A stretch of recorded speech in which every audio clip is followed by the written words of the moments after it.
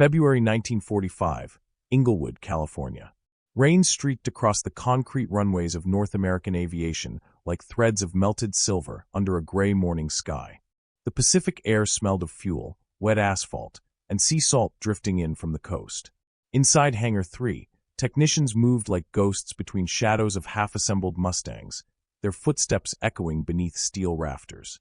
Somewhere in that symphony of hammers, hydraulic pumps, and murmured orders stood a single aircraft that did not belong to any roster. Its skin gleamed brighter, its nose longer, its tail marked only with the hand-painted letters P-51H. Most who passed it assumed it was another test article awaiting delivery to the war front. They had no idea that hidden beneath its polished frame was an engine configuration so secret that even the chief mechanics hadn't seen the paperwork. Only a handful of men knew the code word attached to it, Project Silver Ghost, and fewer still understood the risk behind what they were about to attempt. That morning, test pilot Jack Ellison stepped out of the ready room wearing his flight jacket faded from missions over Europe. 27 years old and already twice decorated, he had spent the previous year escorting bombers through skies thick with flak and Messerschmitts. He knew the sound of a Merlin engine the way a violinist knows the tone of his instrument. Yet when he first heard the low growl of the modified power plant waiting inside that hangar, something in it felt wrong, or maybe too right. Before we go deeper into this forgotten moment of courage, this is WW2 Frontline Legends, where real history meets the bravery that shaped it. If you love stories like this, hit that subscribe button, give this story a like, and tell us where you're watching from around the world. I read every comment, and your hometown might appear in the next legend we uncover. The man responsible was Frank Colton, a quiet engineer whose genius often bordered on obsession. To his colleagues he was a phantom, appearing at odd hours, scribbling equations on napkins, vanishing before dawn. Rumor said he had once designed a turbo regulator for the Navy that was shelved for being too unstable. Others claimed he'd been reprimanded for tampering with restricted British blueprints. No one really knew the truth. But everyone on the floor that day could sense this test was not routine. As Ellison climbed the ladder into the cockpit, rain clattered against the aluminum skin like impatient fingers. The inside smelled of oil and ozone, fresh, metallic, alive. He fastened his harness, glanced over the unfamiliar array of dials, and noticed several unmarked toggles wired in red. The maintenance log beside him bore one name on the signature line, F. Colton. Outside, the engineer stood motionless near the wingtip, collar pulled high against the drizzle. Without saying a word, he signaled the ground crew to clear. The propeller began to spin, first a blur, then a howl. The engine erupted with a sound that was deeper than any Packard-built Merlin Ellison had ever heard, a throaty, resonant bellow that vibrated through the cockpit floor and straight into his chest. Mechanics exchanged glances. One muttered, "That doesn't sound right." Another replied, "Maybe it's not supposed to." Control granted takeoff clearance. Ellison eased the throttle forward.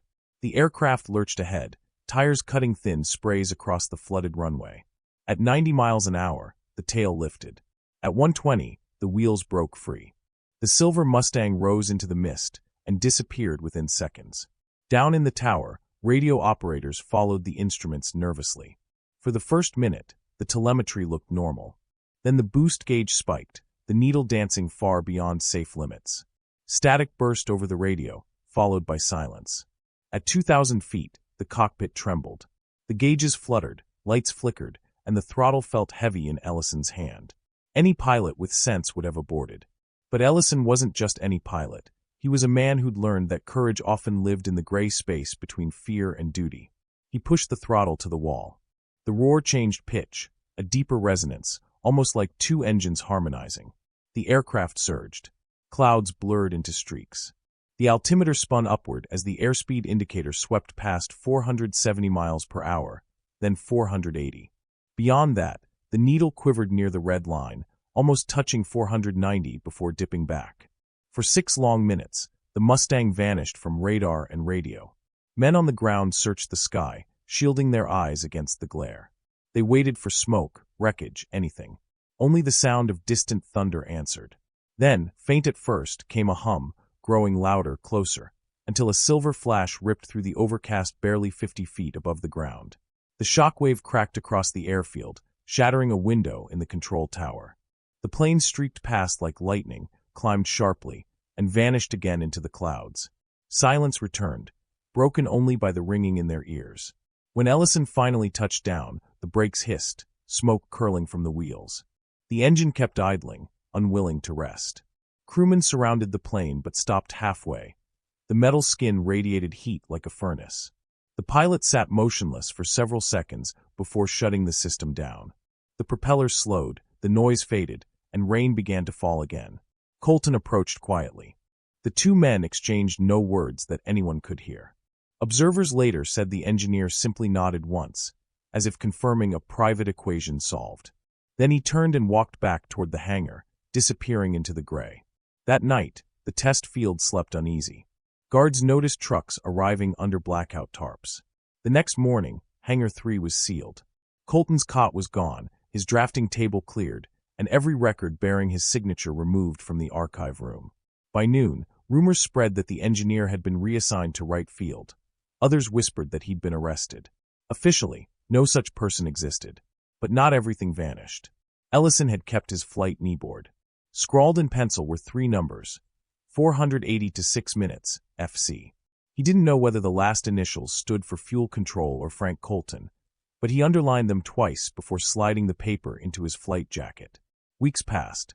The war in Europe was ending, and most of the plant prepared to convert production for the Pacific offensive. Yet whispers about the ghost test refused to die.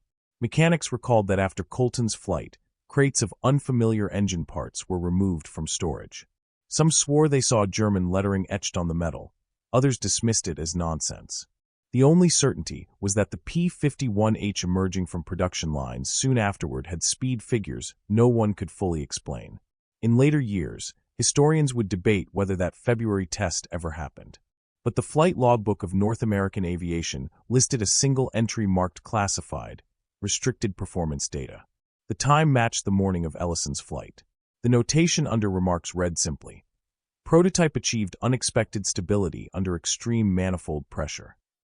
Take a moment. If these hidden corners of history fascinate you, the unsung pilots, the secret experiments, the innovations that changed the course of war, make sure to subscribe to WW2 Frontline Legends. Hit the like button so others can discover it too, and tell us where you're watching from, whether it's London, Chicago, Manila, or Johannesburg. Your comment helps keep these forgotten stories alive. Back to the winter of '45. The Army Air Forces received a sealed crate shipped overnight from Inglewood. Inside was the modified engine from the mysterious flight. Witnesses later described a peculiar configuration: dual-stage supercharging, fuel lines rerouted through a secondary pressure regulator, and components resembling those from a canceled Navy prototype. The unit was labeled experimental, not for flight use. It was shipped directly to the classified testing center at Wright Field, never to return. Ellison was reassigned within weeks, transferred to standard P-51 trials in Florida. He never again mentioned the morning he broke the sky. But every time he walked past a Mustang warming its engine, he listened for that deeper note, the sound that had once made the clouds tremble.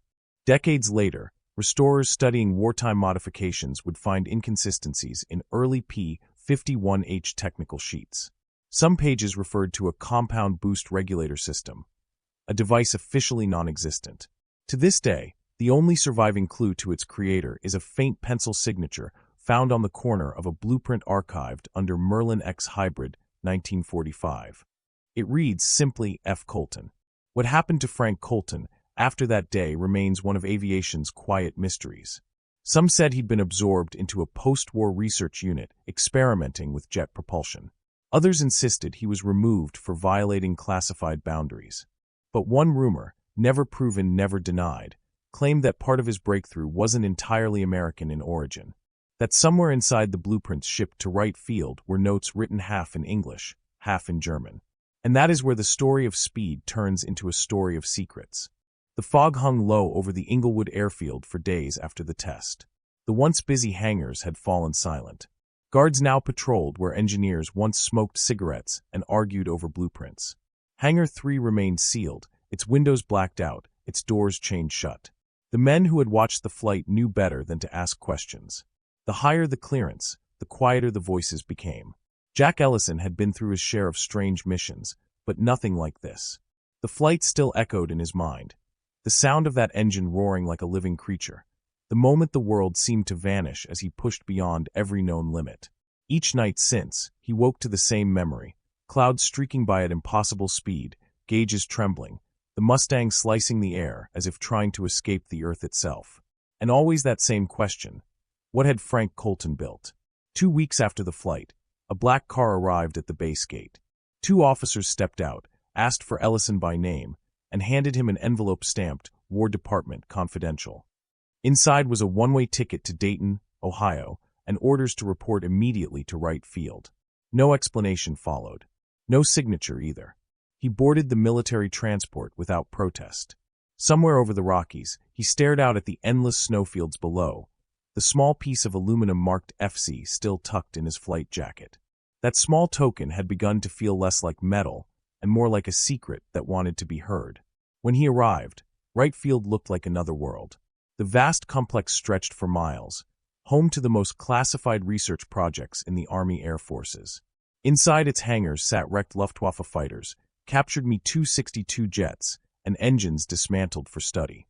The air smelled of grease, cold metal, and something intangible, the weight of secrets. He was taken to a briefing room where a group of officers waited behind a long table. None wore name tags. On the wall behind them hung a large photograph of a P-51H, his aircraft. Beneath it, on a wheeled stand, sat the very engine he had flown weeks earlier. The cowling had been removed, and its insides looked even stranger than he remembered. Tubing rerouted, new manifolds added, components engraved with markings he didn't recognize. They asked Ellison to recount every detail of the flight. The sound, the altitude, the throttle response, even how the controls felt. He answered truthfully. When he finished, one officer nodded and said quietly, "You are not to speak of this flight to anyone." He signed a form and was dismissed. That was all. Later that night, from his quarters, Ellison saw lights flickering inside the test hangar. Trucks were being loaded under tarps, guarded by soldiers. He stepped closer to the window and caught a glimpse of one crate as the covering slipped away. Painted in worn black letters were 2 words he didn't understand: Luftwaffe Gerät. Next to it, stenciled in red, was another familiar marking, F. Colton. A chill ran through him.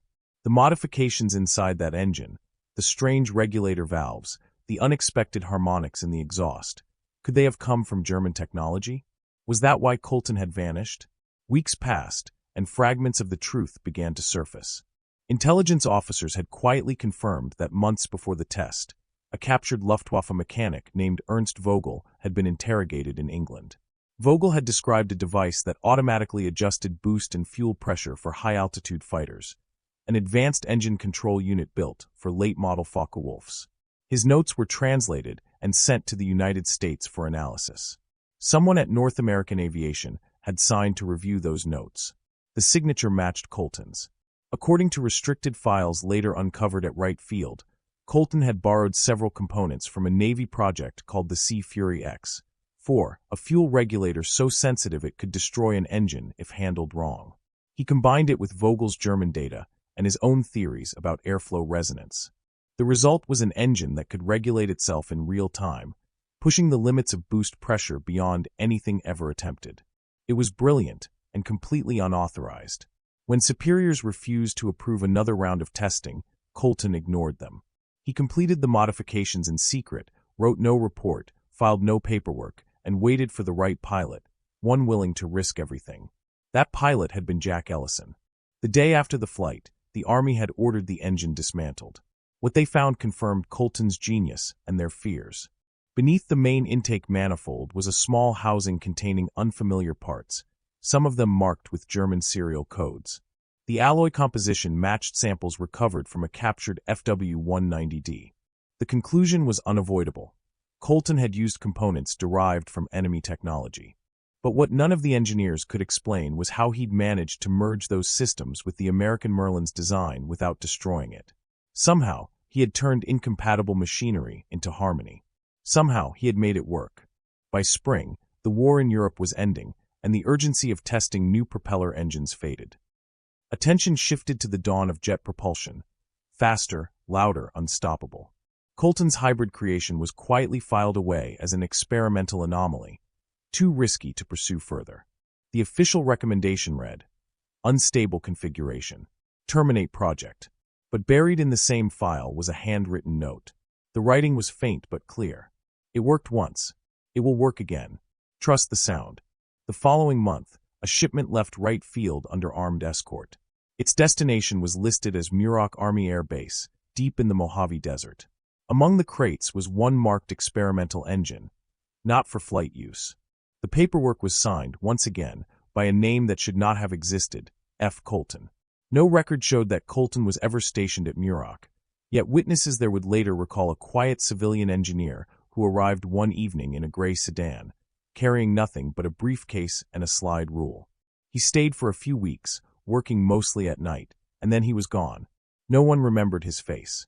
But some swore that during those weeks, an aircraft without propellers had been seen lifting briefly off the desert floor. Not a jet, not a prop plane, but something in between.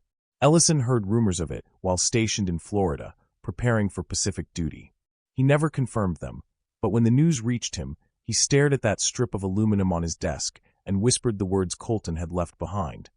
"Trust the sound." Back at Wright Field, the modified Merlin was mounted on a final test rig before being retired. Observers recorded its last run on a reel of film labeled Project Icarus. The footage shows the engine starting slow, then roaring to full power. The sound deepens, almost melodic, as if two engines were running in sync. The test meters flicker, then freeze at a reading far beyond expected limits. A moment later, the engine stops abruptly, smoke curling from its exhaust ports. Investigators found that a single valve had shattered, a component of unknown origin, machined from an alloy no American manufacturer claimed to produce. Its serial number was blank. The engine was boxed and labeled unstable, classified storage. It was supposed to be destroyed in 1946, but the paperwork tells a different story. The serial was crossed out in red pencil and replaced with a single word: retained. Where it went, no one knows. Some say it was shipped to the Air Technical Intelligence Command. Others believe it was stored alongside captured German jet engines in a warehouse that no longer exists. What is certain is that the technology within that engine quietly influenced what came next, America's first generation of jet research. Jack Ellison returned home after the war with little fanfare. He never flew again. He kept his silence for decades, though he sometimes told his grandchildren about the silver ghost that could outrun the wind. He never explained where the story came from. In his journal, discovered years after his death, one final line was underlined twice. The king of speed was never crowned, it vanished. And somewhere in the desert, they say, when the night is still and the wind shifts just right, the faint echo of an engine can be heard, low, steady, and strange. A sound that doesn't belong to any plane that ever officially existed. A sound that whispers through time. Trust the sound. The war ended before anyone could ask more questions. The factories that once shook with the sound of Merlins and machine tools fell quiet. Inglewood converted to peacetime production, and the men who had built the fastest machines on Earth scattered back to ordinary lives. The Mustang became a legend, celebrated for escorting bombers, for saving crews, for turning the tide of the air war. Yet few outside those hangars ever heard of the test that had changed its heart. The flight no one recorded, the engine no one acknowledged, the man no one remembered. History is a strange editor. It keeps what is convenient and forgets what disturbs the official story. The reports of February 1945 were filed away, mislabeled, and quietly lost beneath the mountain of paperwork that followed victory. But a few fragments survived: flight logs, memos, and faint pencil notes signed F. Colton. They tell of a man who saw beyond the end of the propeller age, who understood that the future would belong to those who dared to break the rules before anyone knew new ones existed. For the United States, the years after 1945 were a storm of invention. Jet engines screamed across the test ranges at Muroc. Bell X-1s, P-80 shooting stars, and experimental rocket planes tore open the sky that Colton's Mustang had once ruled. Yet when the engineers studying airflow dynamics drew their first intake sketches, they used data traced from a forgotten folder titled Merlin Hybrid X Regulation Patterns, 1945. The equations describing pressure balance and resonant combustion matched Colton's earlier drafts, almost word for word. His design lived on, hidden behind new names and new patents. At Wright Field, an unmarked crate remained on the inventory list for more than a decade. The line item read simply, "Power Unit, unclassified origin. Each year, inspectors noted it but never opened it. In 1956, the crate was transferred again, this time to a facility in Nevada. After that, the trail vanished completely. Whether its contents were dismantled, tested, or buried, no record survived. But among old engineers, a rumor spread that a single-piston engine, a hybrid of Allied and Axis design, had once powered an early jet booster during secret trials. They called it the last roar of the prop age. Jack Ellison lived long enough to watch men walk on the moon. When asked about those days, he smiled and changed the subject. In his final years, he kept a small box on his desk. Inside lay that strip of aluminum from the P-51 fuselage, the letters FC polished smooth by time. He never explained it to his children. Only after his death did they find a folded piece of paper tucked beneath it. The handwriting was precise, almost clinical. Speed is proof of faith. Faith in metal, in math, in men who dare. Trust the sound. Historians later tried to locate Frank Colton. The search led nowhere. His personnel files were sealed until 1987, when portions were finally declassified. They revealed that Colton had been seconded to a program called Aerodynamic Transition Research Unit 13. The unit's location was redacted. Its purpose was listed as exploration of hybrid propulsion systems for next-generation aircraft. The last entry in the file carried a date, May 12, 1946, and a single word beside his name, missing. No wreckage, no report, no death certificate. Just silence. Some claimed he died testing an experimental aircraft over the Mojave Desert. Others believed he changed his identity and continued his work under another name. One theory held that he joined the earliest jet design teams that paved the way for the X-series research craft. Whichever story is true, his fingerprints remained on every innovation that followed. From the ram air intakes of early jets to the variable compressor systems of modern turbofans, traces of his unrecorded genius echo in the hum of every turbine. In 1998, a group of aviation restorers cataloging relics at an abandoned storage hangar outside Dayton discovered a corroded metal tag wedged between shelves. It bore a serial number corresponding to the lost Merlin Hybrid X. Attached to it by rusted wire was a short note in faded pencil. Return to rightful place when skies are safe again. No one could explain how it got there. The find was quietly donated to a museum, displayed without context, and overlooked by visitors who passed it thinking it was just another part number from another war. But those who know the legend stop to look closer. They see the initials scratched faintly into the corner, FC. Time has a way of turning truth into myth. Yet myths survive for a reason. The story of Colton and Ellison is more than a tale about machines. It is about obsession, risk, and the quiet courage to test the impossible when the world isn't ready to see it. In a war fought with numbers and orders, it was a reminder that innovation often begins in secrecy, carried by those who believe that a better design can save a life. The Mustang that emerged from their gamble became the fastest piston-driven fighter ever built, a symbol of perfection achieved in the closing heartbeat of an era. If speed was the measure of victory, then the P-51H was the final champion, the king of speed. But every crown has a ghost, and this one wore the face of the man who vanished into the clouds he helped conquer. And now, decades later, the question still lingers.